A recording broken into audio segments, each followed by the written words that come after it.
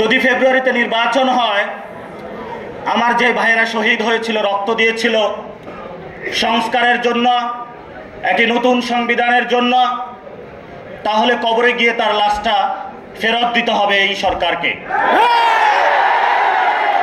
আমার যে ভাইয়ের হাতটা চলে গিয়েছিল, যদি সংস্কার কাজ শেষ না করে নির্বাচন হয়, তাহলে এই সরকারকে আমার ভাইয়ের হাতটা ফিরিয়ে দিতে হবে।